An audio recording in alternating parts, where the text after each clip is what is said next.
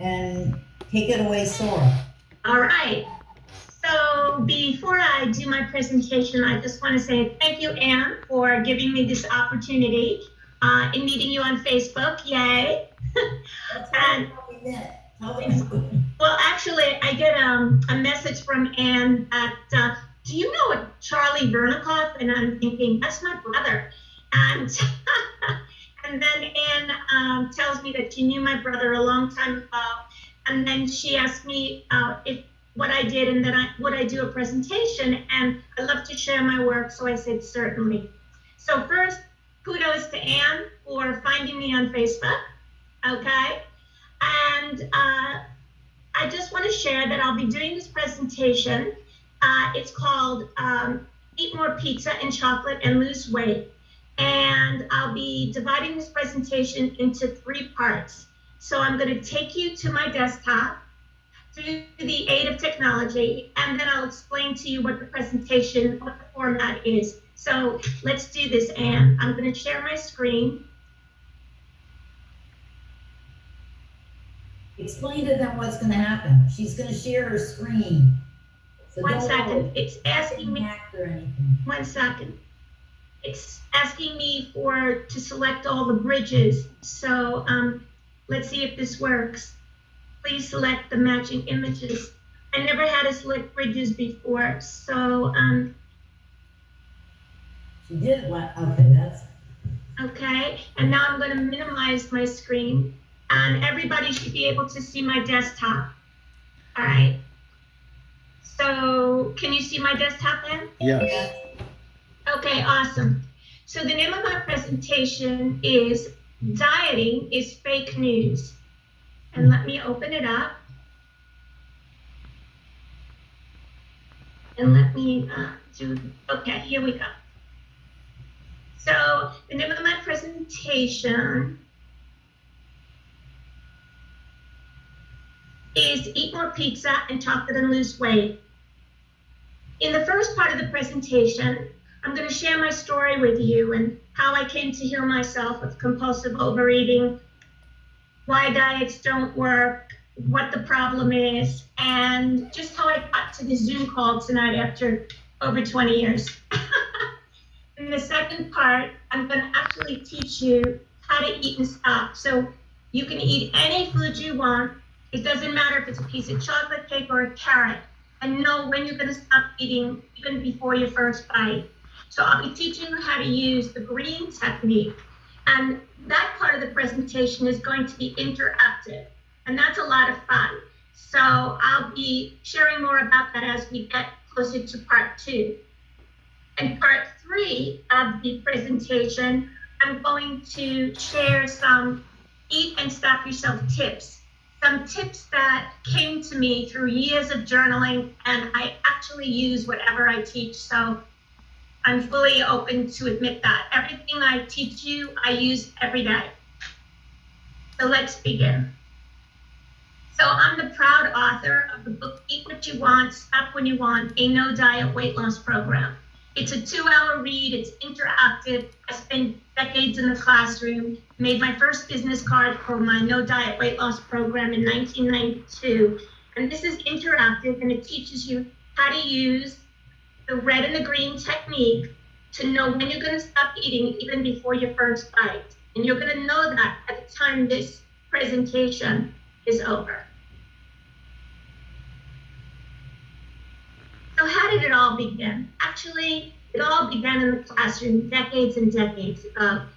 I was a teacher in an inner city school in East New York, Brooklyn, and it wasn't easy, all right? And I had kids that were very challenging. And at the same time that I taught them, I also used to diet, do everything perfectly, take off the weight. Even in those days, I was writing down what I ate.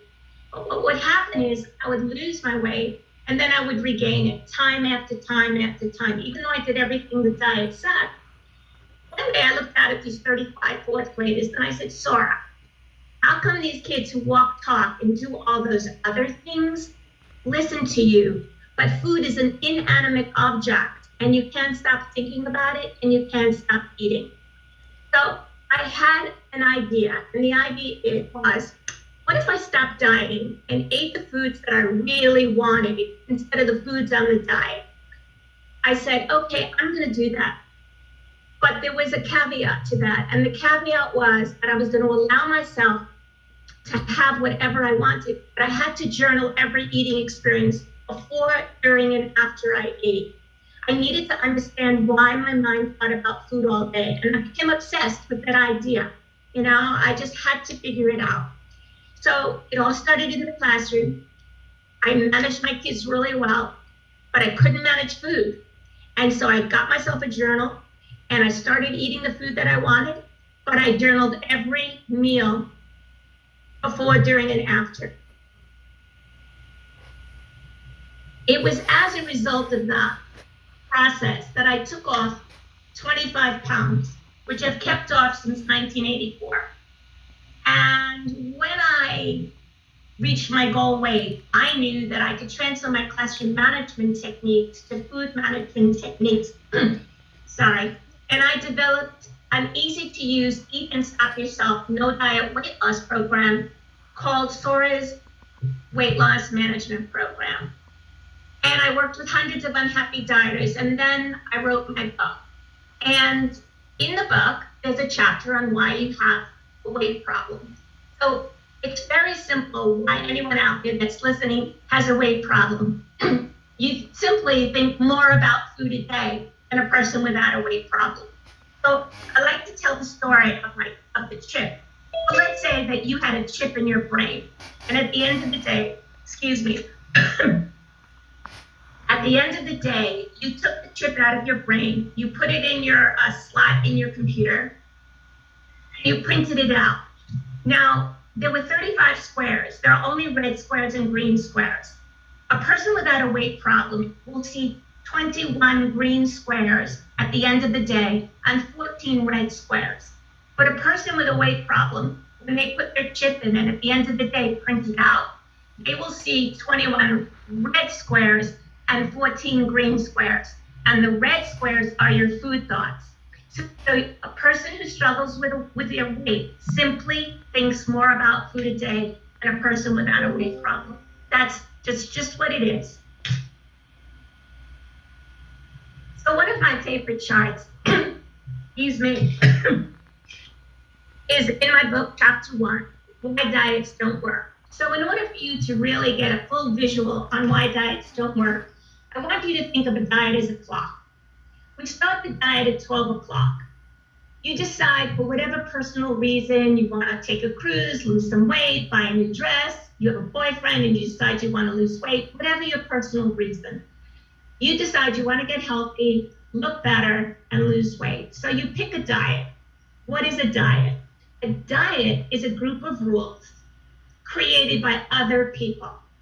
4 people in a boardroom, a nutritionist, a behavioral person, maybe a psychiatrist. They're sitting over their food and saying, okay, this is what the people have to do. They can't trust themselves with food. They've come to us for guidance.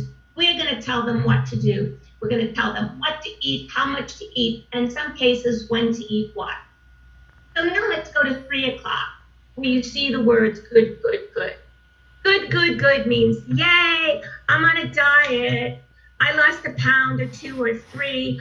I have high self-esteem because I'm following someone else's rules. I'm not eating what I really want, but I'm going to lose weight because I'm following these rules. Okay, then let's go to 6 o'clock. 6 o'clock is when the stuff hits the fan. All of a sudden, an hour later, a day later, 3 days later, a week later, depending on your tolerance, you decide that you want an extra piece of cheese, you want an extra piece of bread, or you just want 3 Oreo cookies. That's all you want. So you put your hands in the bag with the Oreos just to take out 3 cookies, and you wind up eating all the cookies in the bag. So what did you do? You diet binged, you diet overate, depending on what you call it. The truth is you did the only thing that you could do to take back the control from the diet because you're following someone else's rules and you got tired of the rules. It's really not rocket science. You got tired of the rules of the diet and you wanted to take back the control. Now, you did take back the control by binging. That's the irony of it. But there's a catch-22 to that. After you do, the only thing you can do to take back the control from the diet at 12 o'clock, you beat yourself up. Oh my God, look what I just did. I can't follow a diet. I'm never going to be thin. I can't deal with food. This is just too much for me. So what do? You go to 9 o'clock and you give back the control to the diet at 12 o'clock, knowing full well that there's a diet binge lurking in the back of your mind. The reason diets don't work is because 1, they're not your rules. 2, they're based on deprivation. And 3, you have no control.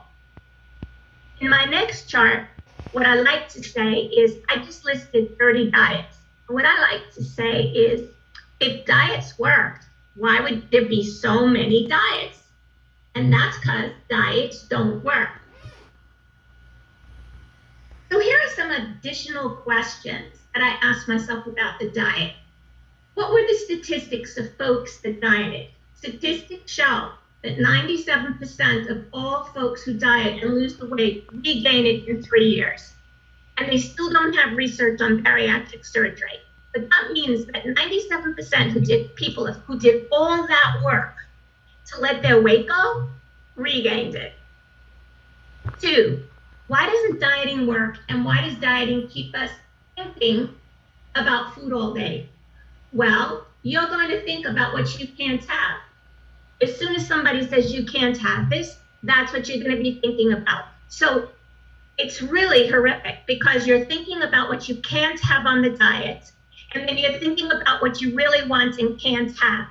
There's no hope. You're always in turmoil. You're always at war with what you can and cannot put in your mouth. 3, so why does dieting keep us afraid of food and not have a peaceful relationship with food?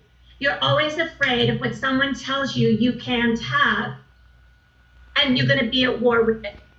So the diet says, no, you can't have this, you can't have this, you can't have this. You're going to be at war. Even when you lose your weight, even when you reach your goal weight, you're still going to be in the dieting mindset. I can't have this, I can't have this. If I have this, will I eat and stop? It's not on the diet. Will I maintain my weight? There's no end, okay?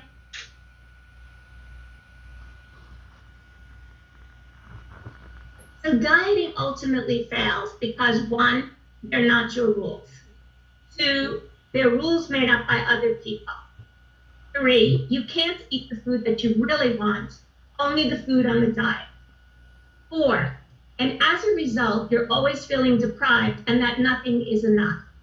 5, you don't have a peaceful relationship with food because you're always at war with what you can have and what you can't have, and that's a war.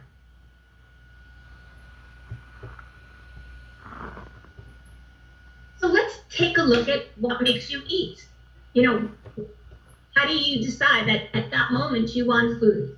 Well, in the book, I talk about 2 kinds of food signals and where those food signals come from. The first kind of food signal is called an inside food caller.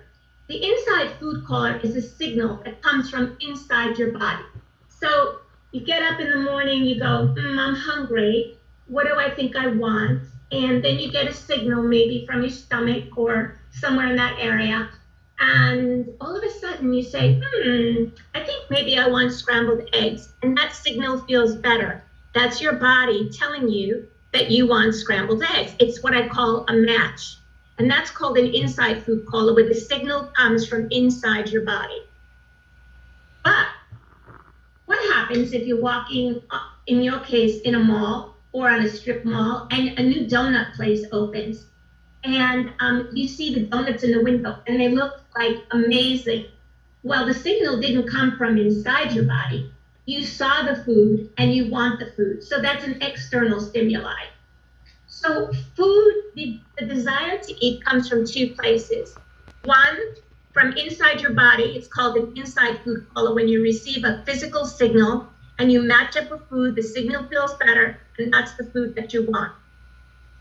Or you go to a friend's house for a party or for dinner. She's got 5 cakes on the table, and you want a slice of each. Those are outside food callers, okay? So those are the 2 kinds of foods that can cause your weight problem. Although I like to say that most people who struggle with a weight challenge, basically it's with outside food callers. They see food and they want it. So what are the 4 types of inside and outside food callers that would call to you? So here we have pizza, French fries, chocolate cake. You know, those could be an inside caller, or they can be an outside caller. It depends. Did your body send you a signal for it, or did you see it and want it? I also say you can be called to by an inside or outside caller. That means, let's say you're sitting in the doctor's office and you're nervous and you want something to chew, but not food. That means that you would want a piece of gum to help you chew out your anxiety that's sitting in your mouth. Or you could go to a friend's house and she's got a whole new flavor. She found blackjack online and you go, oh my God, I used to have that when I was a kid. That's an outside gum caller. So you can have an inside gum caller or an outside gum caller. It all depends where the signal originates. Now, they're just like there are chewables. The program also says there are liquids. So orange juice, soda, or a malt or a shake. Those could be inside or outside liquid cold drink callers because it depends where the signal originates. Or there's the hot chocolate, the latte, or the soup. They could, like, let's say you're at a ski lodge and it's really cold out, your body may say, oh, you need something hot. Or you could be at a friend's house and she's having hot chocolate and you say, you know, I'd like one too. And it depends where the signal originates from. So what I like to say is there are 2 types of food callers, the inside and outside food caller. There are 4 types of each caller, and it's only those thoughts, basically your inside or outside food caller, that's you're challenged with, that's creating your weight problem. Now, there's one other food that I talk about in the program, and those are bloatables. So what's a bloatable? Bloatable, you know, we people who like to eat, we want food a lot, but we don't want the weight, but we're always looking to have something. Well, bloatables are the kinds of foods in this program that you can have when you want something, but you really don't want the calories, all right? And I call them bloatables because what they do is they stuff your stomach and you feel better because you feel full and you did it on a low caloric intake. We'll talk more about that later on. So, I just completed part 1 of this presentation where I showed you why diets don't work, why you have a weight problem because you think too much about food, and the kinds of food thoughts that are causing your weight challenge. Now, I'm going to be interactive with you, and I'm going to teach you how to use one of the 2 techniques in my book called the green technique. And I'm going to ask you to participate with me, and any questions you have, just write them down and I'll answer them in the Q&A. So my terror was chocolate. That was my terror. I couldn't stop. Forget it. And so what I want you to do, Anne and everyone on this call, I want everyone to think of a food that they know they have a hard time stopping, all right? So it could be bread, it could be, also, I prefer you pick a food that doesn't come in a box. Like not, you know, if you say Cheez-Its, that comes in a box, so you have to take the Cheez-Its out of the box. So I prefer you think along the lines of like a piece of, like, okay, if the cake is in front of you, or a chocolate bar is in front of you, or an ice cream sandwich is in front of you, what food is it hard for you to eat and stop? So I'm going to give everyone a pretend moment, and I want you to think long and hard about what kind of food is tough for you to eat and stop. And for those folks who are lucky enough not to have this challenge, I just want to propose that you think of a food that's more difficult for you to stop when it's in front of you. Okay, everyone's got a food in their minds. And I'm going to be using the chocolate bar to demonstrate to you how to use the green technique. And then I'm going to ask you to do it as we go along. So the first thing I'm going to do is I have my chocolate bar in front of me. By using the green technique, before I can have this chocolate bar or any food, I have to ask myself 2 questions. I have to ask myself, how much is enough and how much is too much? So note that all the work is done before the food goes in your mouth. By the time you put the food in your mouth, you're in total control. So I'm going to say for teaching purposes that the red part of the chocolate bar is enough and the brown part is too much. I want everybody now to think about the food they're thinking about and to ask themselves with the food in front of them, how much is enough and how much is too much? I want you to do that now. Take a pretend moment and ask yourself that question.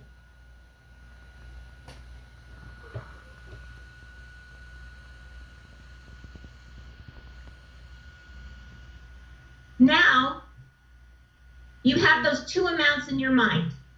I want you to physically, now this is all pretend, don't think that I spent decades in the classroom. I want you to physically separate the amount that is too much, called your marker, from the amount that is enough. So I want you to take your hand, everybody raise your hand. I want you to take your hand and I want you to push away the amount that's too much. Right, thank you, Marcia. I want you to push away the amount that's too much, called your marker, which you can see that I did on paper for you. So mentally, I decided the red amount was enough, the brown amount was too much, and I physically moved away the brown amount. Okay, I want you to do that now. Take a pretend moment.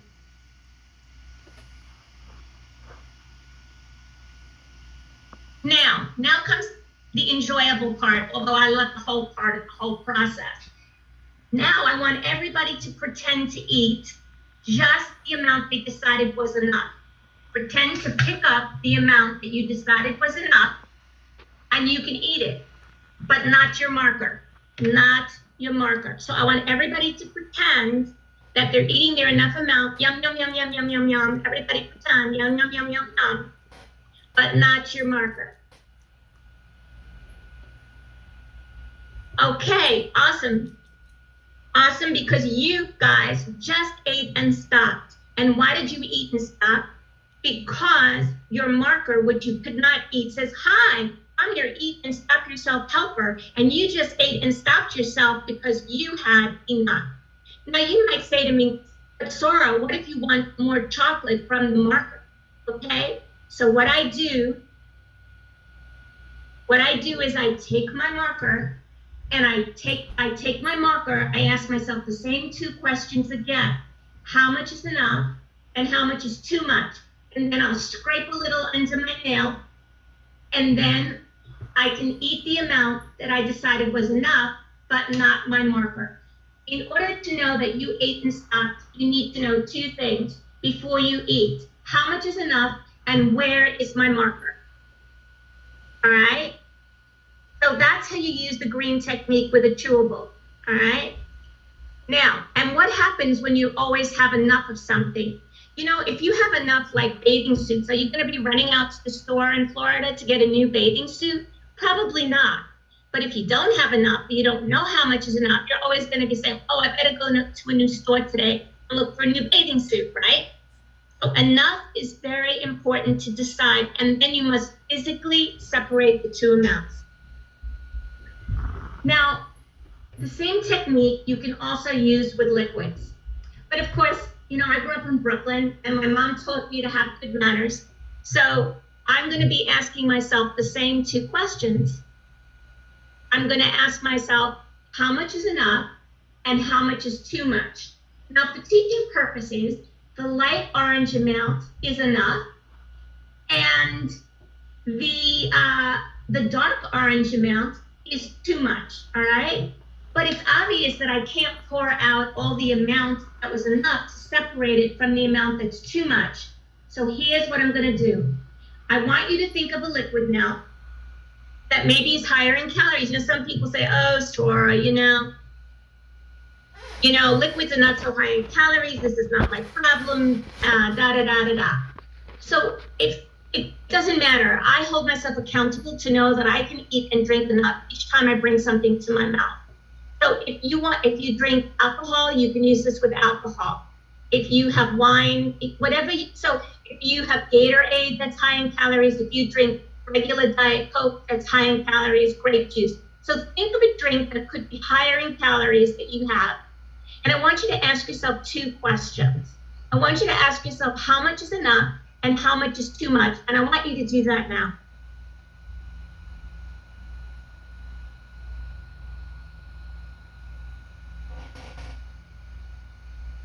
Okay, now you all visually decided on those 2 amounts.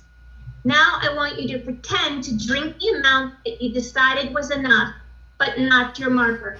So I want everybody to drink the amount, let's pretend, and I want you to stop when you get to the marker. So let's do that now.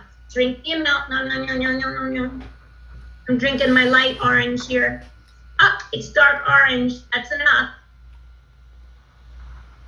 Then after I finish drinking the light orange, I look at my marker and my marker said, yes, I drank and stopped.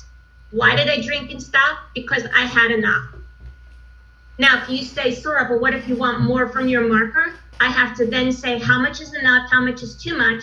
I can drink a little more, but I must leave over a marker. Everyone who's struggling with food on this call, if they don't use a marker, they're doing what I call pre-programmed eating. They don't know how much is enough. You don't know how much is enough before you eat or drink and stop. And that's why you can't stop, or that's why you eat, and then 10 minutes later you go back for more, because you didn't decide before the fact how much was enough. So that's how we use the green technique, both with chewables and liquids. And here we have my friend, the bloatables again. And I love bloatables because, a lot of times I want something, but I know I don't want food. You must use the green technique with your bloatables as well. Whether it's a malted or whether it's a salad, you have to ask yourself how much is enough and how much is too much. And let's say you have a salad with a lot of ingredients. You have to decide each ingredient, how much is enough and how much is too much. Because it's very, very, very vital that you know that you can feed yourself enough food.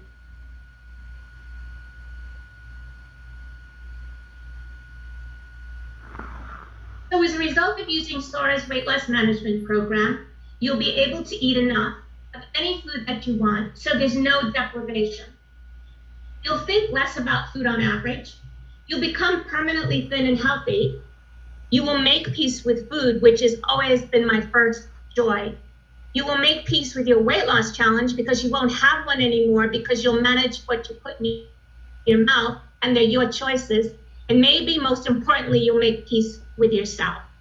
So I just ended the segment where I taught you how to use the green technique.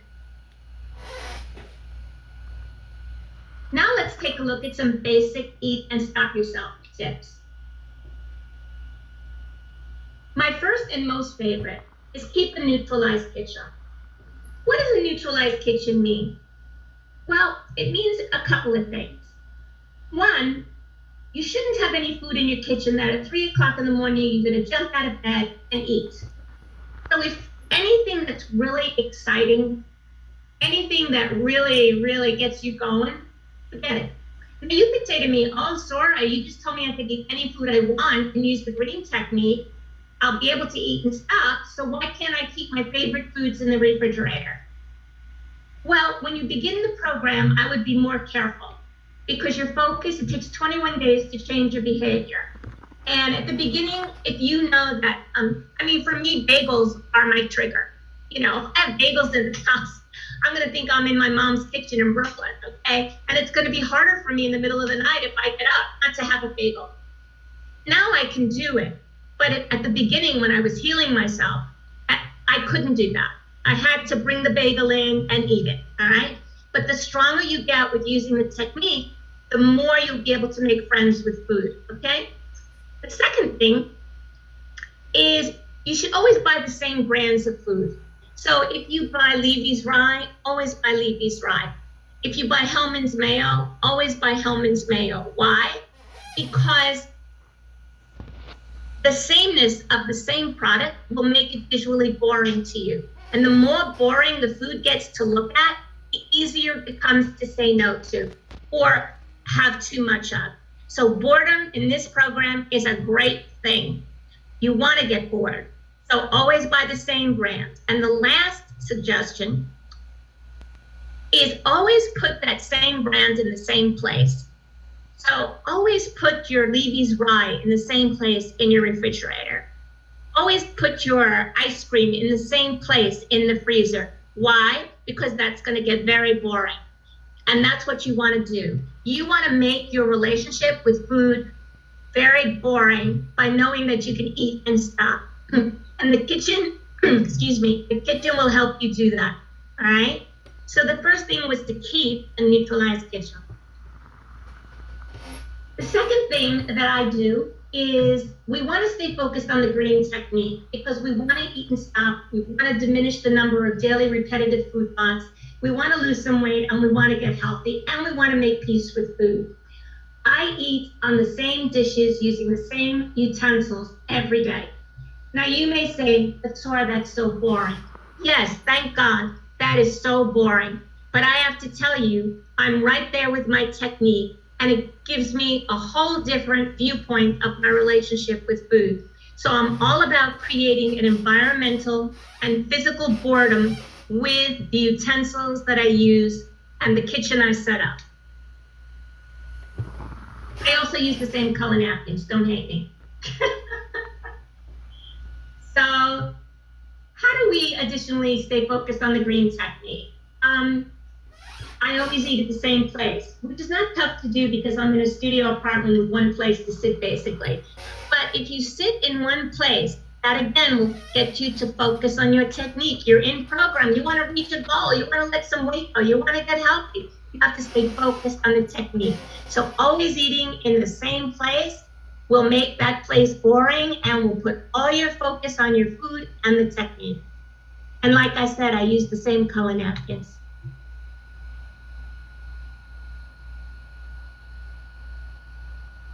Next tip that I want to share that I feel very strongly about is how can setting up a daily routine keep you thin and healthy? Now, let's be mano a mano. If you're struggling with a weight challenge, your day basically, you're defaulted to chewing to release discomfort to feel better. You should have a morning routine. You should have an evening routine. You should know what you're going to do that day. What are you going to do that day when you get up in the morning? What are your plans? Because if you don't think about that, and I committed to paper, but if you don't think about that and know what you're going to do the next day, you get up and the first thing is food. And then an hour later, the second thing is food, because that's the default. The default is to chew to release the discomfort to feel better. What you need to train yourself to do is understand that it's what you do in this life. I like to call it the do, don't chew lifestyle. So I engage in the do, don't chew lifestyle. Whereas prior to my healing myself, it was all about putting the food in my mouth.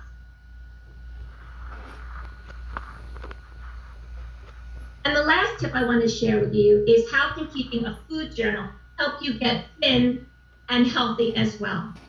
Well, I will admit I'm a bit obsessive, but I've journaled every piece of food in my mouth for decades because I think it's fascinating. And if you're really, really, really serious about making a difference in your life, then I really recommend you invest in yourself. Get yourself a journal and write down everything you eat. As part of my program, I give you tracker sheets where you can track when you use the green technique and some other things. But how do you really know what you put in your mouth if you don't write it down? You know, you meet these people that need to lose a lot of weight. So, I never eat, or I never use salad dressing. I don't put mayo in my tuna. You don't understand. Every level tablespoon of mayo or salad dressing is 100 calories. So unless you're asking yourself how much is enough and how much is too much, you're just pouring it on. So it's really important about gaining consciousness. And in my book, that's funny, in my book, in my way of thinking, unless you write down what you eat every day, there's no real consciousness. And I even say, if you don't want to record what you eat every day, that's okay. But then write down resistance to recording. You want to get in touch with your resistance to the recording, your resistance to seeing. It's very important that you consciously begin to understand your relationship with your food pictures.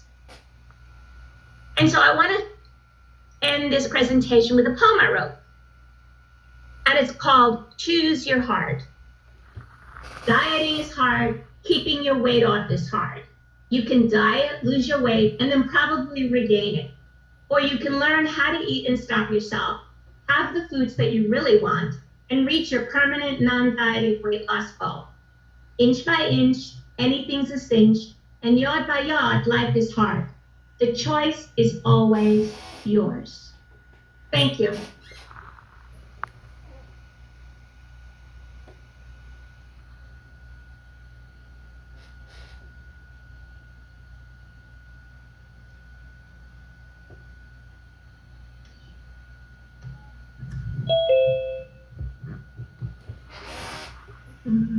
She's muted.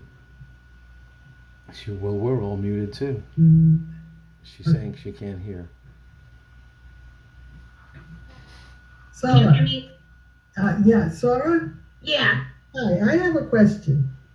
I take my food, like my potato chips, and I put a small bowl, and this is what I'm going to eat. So I put the bag away. But after I've eaten this small bowl, then I say, well, okay, what else can I eat?